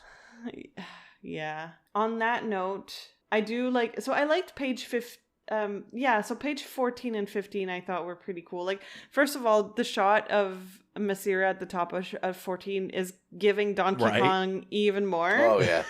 That is straight up Donkey Kong. Yeah. That is straight up Donkey Kong. And then I did like the wider shot of Masira diving in front of the huge sea monster. And then you see the close-ups of their eyes and the wind-up of the punch at the end. Like in Smash Bros. Yeah, exactly. Yes. Donkey Kong does the same fucking attack. I was thinking of Smash Bros. Did I take the words out of your mouth? I'm sorry. The wind-up charge of B on Donkey Kong. Exactly. And then you just hold it and wait for someone to fuck with you. Yeah, and then I'm glowing, bitch. You fuck up once, you're getting staged. That's exactly it. That is it is giving Super Smash Donkey Kong 100%. But yeah, page 15, I thought just the layout of the whole page was pretty cool. And again, no dialogue is being spoken. And I think that there's something to be said about that. And then we get a good payoff at page 16 of the monkey punch. It is nice and, say it with me, dynamic. There we go. Fucking punch. So, but that was a good payoff to the previous page. And so it seems like flattery does work on Masira on page, I think it's 18 and 19. Yeah. He was ready to throw punches, but Luffy calling him a monkey seems to appease him. I'm not sure that I personally would like being compared to a monkey, but in this case... He hears what he wants to hear. Exactly. He's clearly been designed with that in mind, and it's fitting, and I like it. And then just ending on really cool last panel of the big turtle chomping the boat, trapping the men inside its mouth. That was and the chomp. I thought that was funny. But yeah, that's what I have for 220. Dylan? Yeah, opening intro. It's like seeing the thought bubble. It's like, hey, it's like, trust your gut. If you feel like you've seen a red flag, you've probably seen a red flag. Trust yourself. I feel like Hachi doesn't have self-confidence. He doesn't, which is, I think, is why I like Hachi as much as I do. Yeah, it's a little sad. Because I want to say, it's like, I've maybe been through that and was like, oh no, that's not the case. And it's like, believe in yourself, homie. I was like, no, I was right. I was no, I was correct. I should have been, anyways. But I do love Masira. It's like the whole thing. It's like he shows up. It's like, oh, hey, you want to watch this up? That's cool. Masira's like, hey, like, pretend they don't exist. Don't get stage fright. Let's do our thing. But all the underwater shots are like, I fucking love it. That's a lot of fun. Mm-hmm.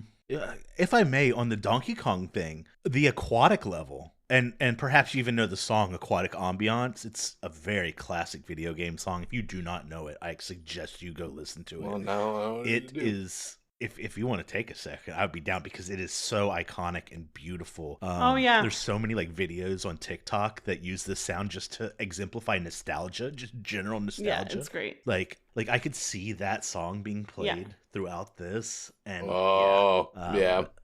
okay, I heard the first 3 seconds. Yep. Also, Super Mario level. I don't know what the music's called for it. When you do the yeah. Yeah. Hold on.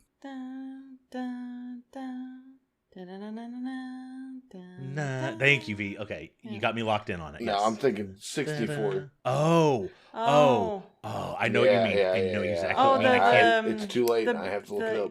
Yeah, what's it called? Dire Docks. Yeah, that's it. Oh, love it. Yep. Love it. What a bunch of fucking nerds. Oh, God, yeah. Ugh, okay. God, the N64. Anyways, and the fun thing is, like, while they're salvaging, you get to see a bit of some of the characters' personalities. Yeah. Where it's like, Luffy might have something from, like, the Meijing era. And it's like, priceless artifact, and it just crumbles it to pieces. Zolo finds a sword. It's like, no, I must draw this blade. I have to. Rusted to pieces. And Sanji's the only one that's like, a lady. Oh, a babe.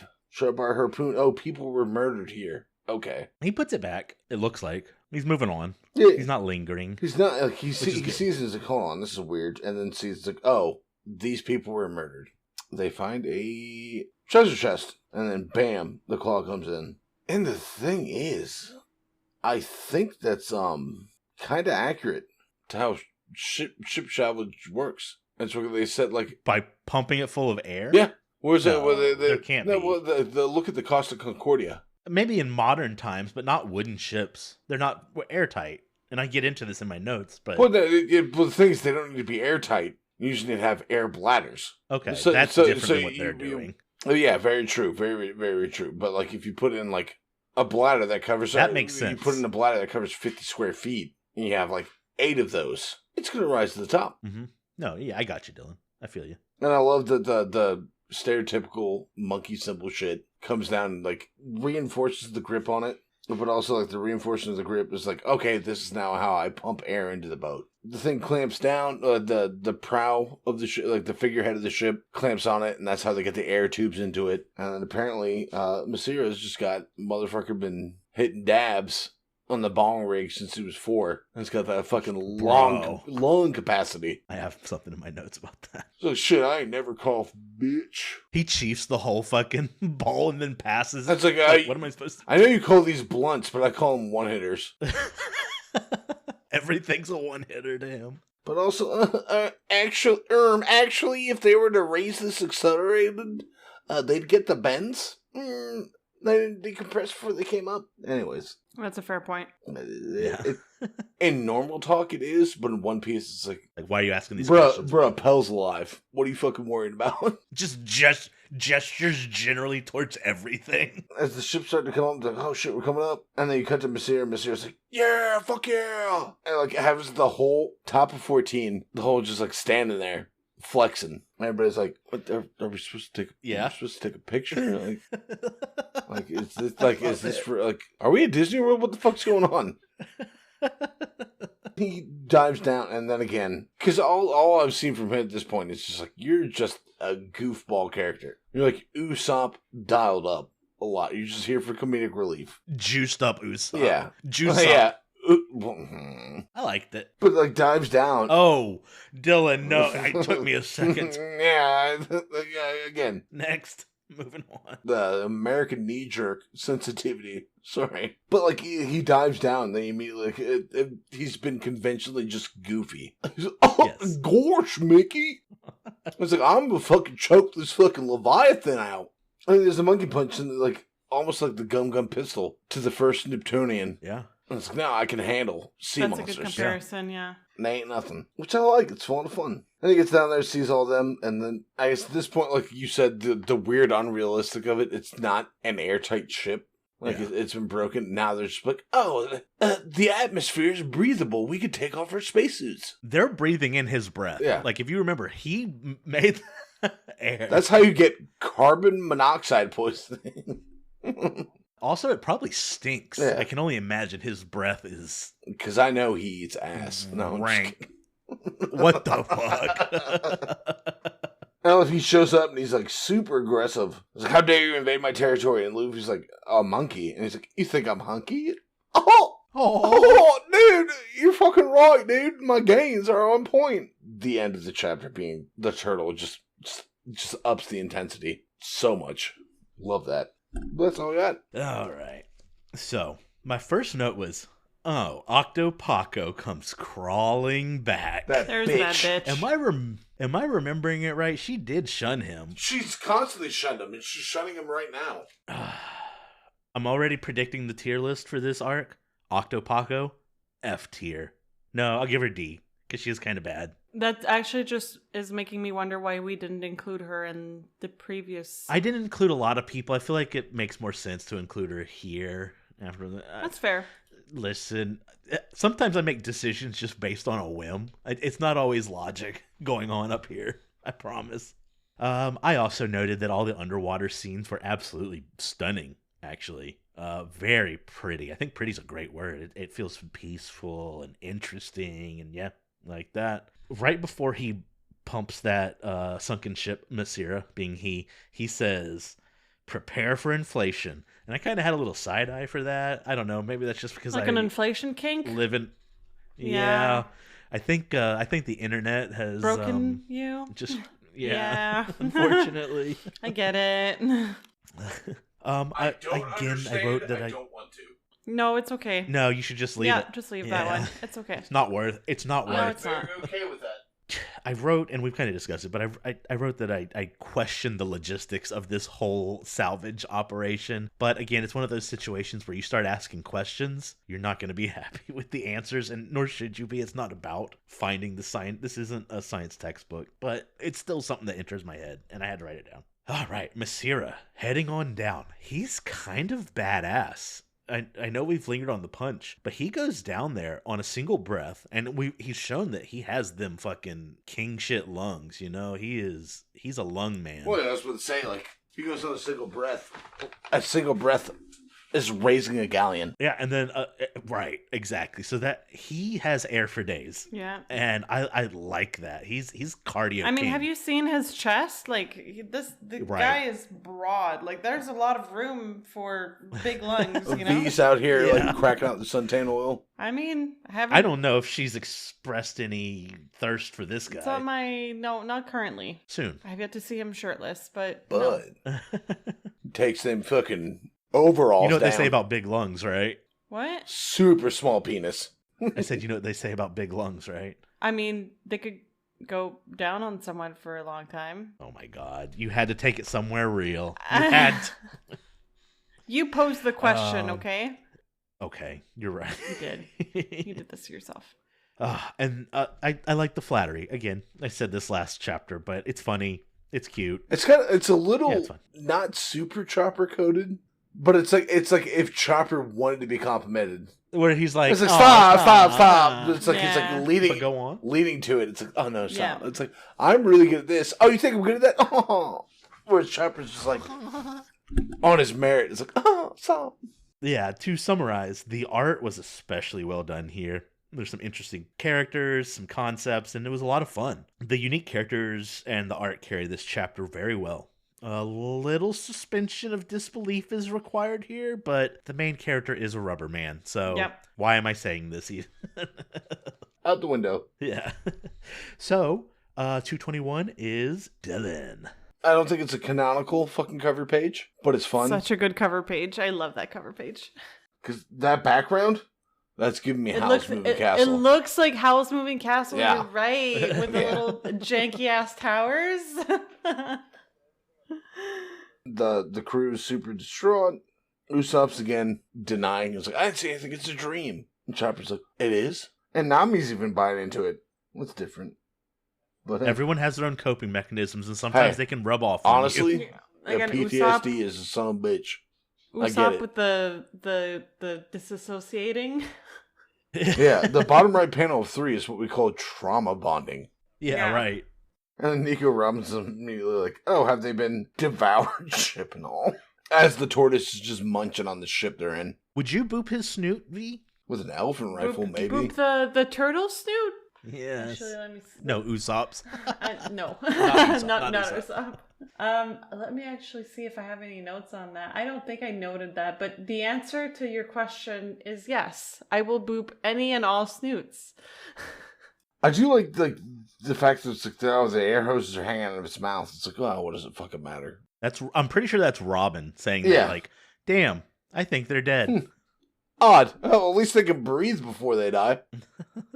Sleep apnea, the silent killer. Not so silent. Not V so. I was just gonna say not so silent. I live alone, okay? Right. It's a fucking Chopper. Immediately flipping shit. Sanji's all got eaten up. It's all your fault. You sent them out of the ocean, the Grand Line. Well, I think that's Usopp at that point. Actually, it might all be Usopp now that I think about it. No. Chopper's on the right. Usopp is saying everything to the left, and then Nami's that small one on the bottom left. She's just like kind of accepting that she made a mistake. Yeah, so Usopp is blaming Nami, and Chopper's just making the observation. Oh my that God, they're Luffy, dead! Zoro, and Sanji. Yeah. No, he's not saying that they're dead. He's saying that they got gobbled up.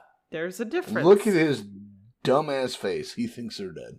Listen, if you guys got gobbled up by a turtle, I would have that face. You would be Chopper in this. Less hairy and fewer antlers. I would be like, maybe if I'm really nice to the sea turtle, he's gonna go ahead and release you. He ate No? me. I'm dead and consumed. Well, the thing is, you're not dead. That's the whole point. Dylan's like, no, I'm dead. I'm dead. Yeah. No, you're not. The You're thing not. is, I committed seppuku before falling off the fucking rail. And I like the whole thing. It's like they're still attached from the air tubes, and they're starting to realize that at the bottom of 6. And Nico Robin's like, this is bound to happen if we didn't cut the hoses. Oh my god. It's like, God, Nico Robin, Jesus Christ, you fucking fedora wearing dipshit. So Dylan, I will say that you have a habit of doing this, which is fine. You do whatever feels natural to you. But the casual fan refers to her as Robin, just as they refer to Luffy as Luffy and not Monkey, Zoro as Zoro and not Roronoa, and Chopper as Chopper and not Tony, as you have. I will you admit, have I've said called Chopper Tony. Chopper a lot. You have, but there was a time when you called him Tony multiple times, and It's same just so reason- funny to me, Tony. He just Yeah. so Hey, doesn't look Tony! like- I'm scared! I'm Tony. You wouldn't call Goku's son, right? But pushes glasses up, and he cut the lines. This is bound to happen. Getting those kind of vibes from Nico Robin right now. And the whole thing, it's like we're being dragged under. Robin, you're strong, right? Do something. Impossible. That thing is too unsurmountable. It's like- the Nico Robin actually is killing me. Like, it's giving me like, oh god. If anyone has ever played Settlers of Catan and seen that YouTube video, and Oh, seen yeah. the YouTube video of the Settlers of Catan thing, it's like, why are you taking the longest road? Because as you can see, my settlement has intercepted your road and you only have 3, where I have 4. It's like, dude, he's never played before. It's like, I didn't realize I was gonna, that vibe. Put a link in the Spotify to that specific video so they get it. Not gonna. Please! But everything's shifting to chaos. And, like, this page 8 was a very interesting panel. Just because it's hard to personify it. He did what he could, too. He said darkness. And it's like, wait, what the fuck does that mean? It's like, wait, what? And they're like, oh, holy shit, it's like midnight. And, like, this is weird. It's like 2 o'clock in the afternoon. And then apparently everybody gets apparently vomited up. Or maybe, actually, it's not clear. I think Nico Robin kind of chucked him out of the water. Maybe? Because it's a 9 is like kind of a weird thing, but the bottom right panel of 9, where you see the hand jutting out of the water. It's in my notes that this is not 100% clear, but I think you may be on this. I think she kind of gave him the final step to get him out. The second they touch the deck, they're like, no, time to leave. Goodbye. We're done. Time to go. And they're talking, it's like, Luffy's weird as shit. He makes friends with really weird people, and they get violent. We should go. That's the thing on 13 is like the look of fear on everybody's face with the turtle. It's like, oh, Luffy shook. Masir is tone deaf as Luffy is. The fact that they're shook this hard, that means something. And then after that, you see the turtle is fucking shook in the same fucking way. And dear fucking Lord, this 2-page spread, if it does not scream Evangelion. I don't know what the fuck else. This screams Evangelion so fucking hard and is super fucking interesting. I saw this as like, oh, hold the fuck on. I actually have another comparison for that. I don't know if I want to bring it up now or and when I go, but I see what you're saying. Yeah. The immediate knee-jerk reaction was Neo Genesis Evangelion, and it's just like, ugh. They are very... It's dark as shit. That is a menacing panel. And everyone's reactions. Yes. Validated.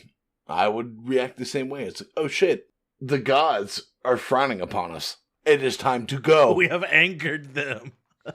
And I love that you see like the cartoony fucking merry-go at full speed. You see them working the oars, which I like. You see Chopper in his human form to help out. You see Luffy and Zolo on the other side, which I feel like it's kind of fun to look at it because I look at it. It's like there's 4 oars, 2 to each side. Sanji and Usopp are working 1. Chopper's working 1. Luffy is working 1. Zolo is working 1. Kind of lays out a little bit of power dynamic. Well, so if Sanji could do it with his feet, I feel like it would be better. It'd definitely be like Princess Mononoke, stock in the forge kind of level shit. If it was all leg motion. He's not a... he skips arm.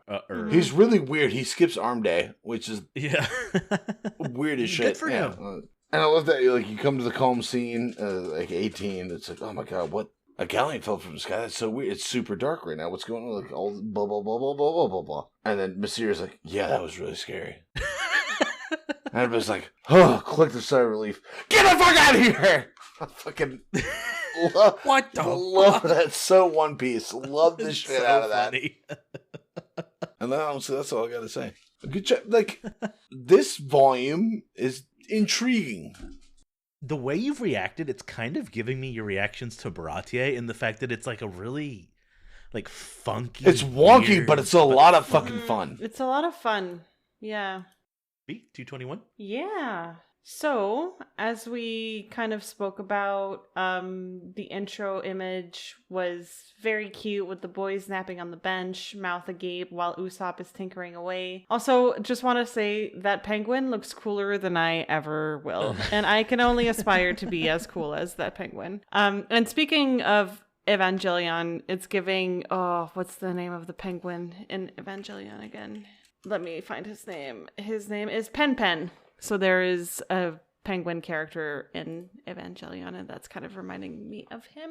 So yeah, page 3, denial is very powerful. All it takes is for Usopp to repeat that he didn't see anything and that it's all a dream to convince Chopper and Nami that they aren't dealing with a crisis. It must be. Nothing at all.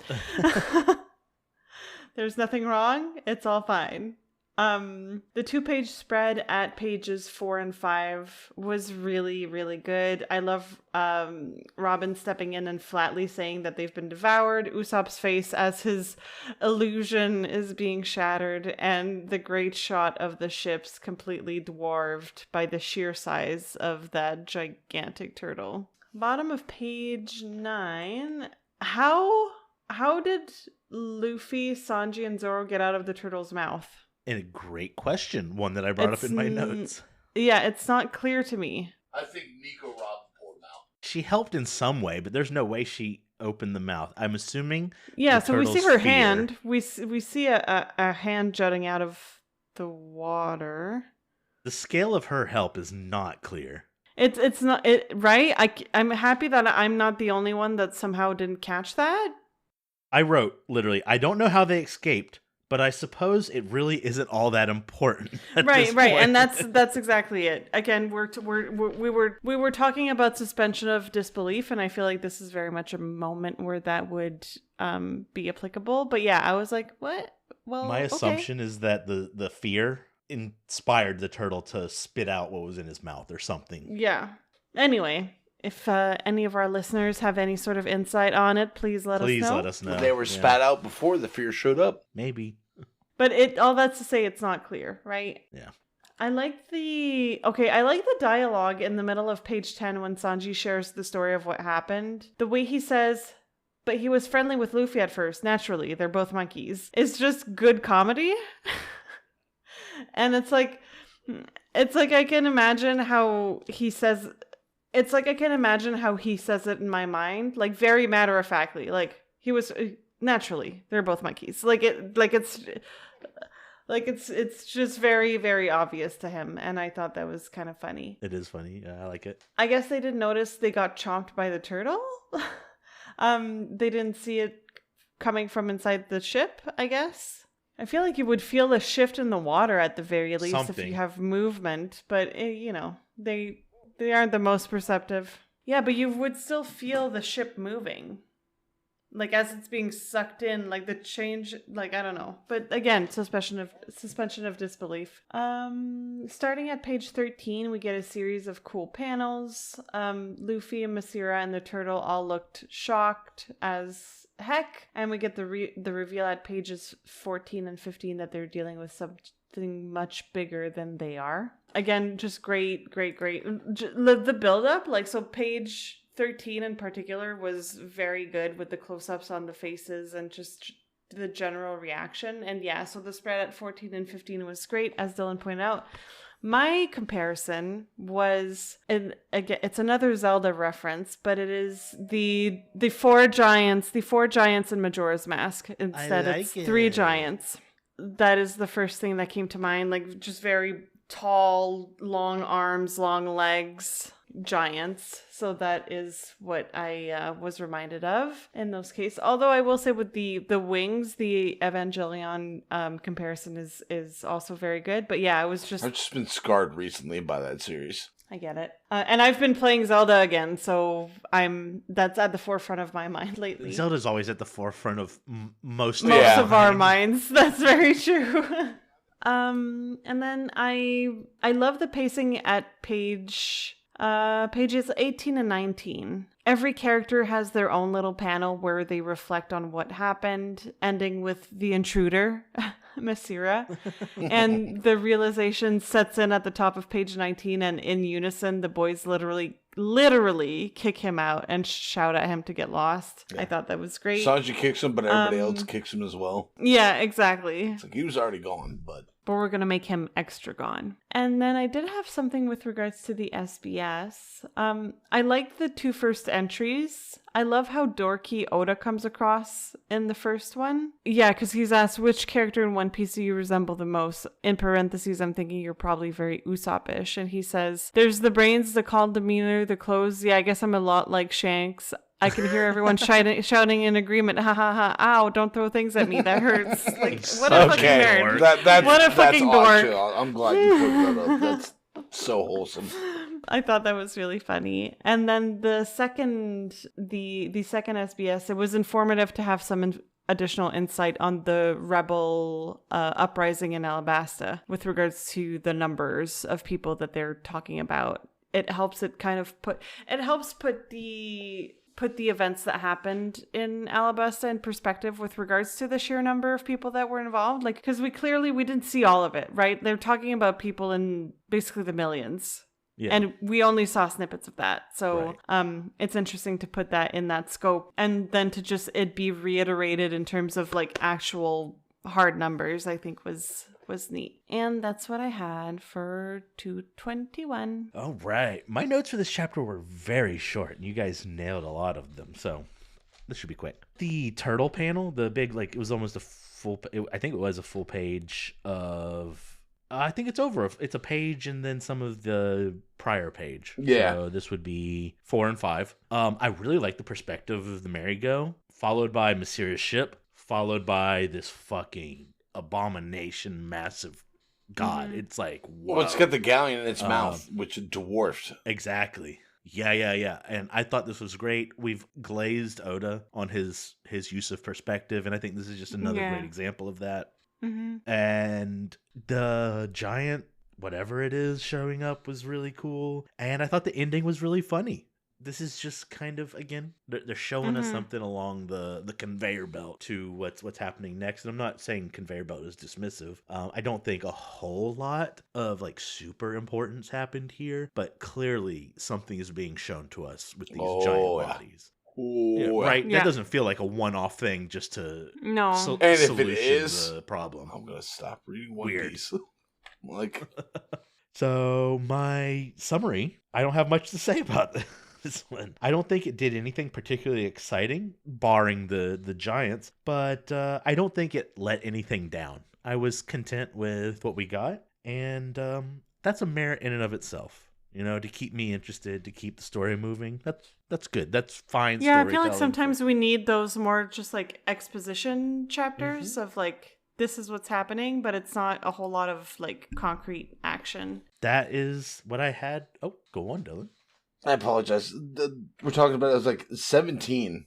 All of page 17 kind of like shows the raw strength of The what? The raw strength of the Straw Hat crew. Oh yeah. Yeah, the first panel you see is Yeah. like the merry-go going full tilt. And it cuts to what the crew's doing to make it do that. Yeah. Which, oh, yeah, and they're then booking like you get to see the panel underneath it where it's pew! It's like skipping You stones. can see Chopper is in big mode also. If you get big, I'm not gonna keep carrying you. Oh, that was so wholesome. And the triple kick. The one person who's good at kicking, and then everybody else is like, we're better at other things. That was a highlight of this chapter for me. Was the Yeah. Masira piping in at the last second, only to be like outed. And we're at that- blasting off again. Yeah. But that's all I had for 221. So yeah, we are doing things a little bit differently this time. We're experimenting for reasons I'm not really going to get into here. We are just trying to expedite our production process. Stop. So we're going to go ahead and call this the end of part 1. I want to thank you, Dylan, and you, V, for joining me once again. We will pick up this volume, and it will be released as a single episode, and then the next half will be released as another. Yeah, I want to thank you guys for joining me. I already said that. And I want to thank our listeners for listening, of course. And definitely check us out on our social medias. We love talking to you. And yeah, for now, bon voyage. Bon voyage. Comme bon moi, but also, ciao bella.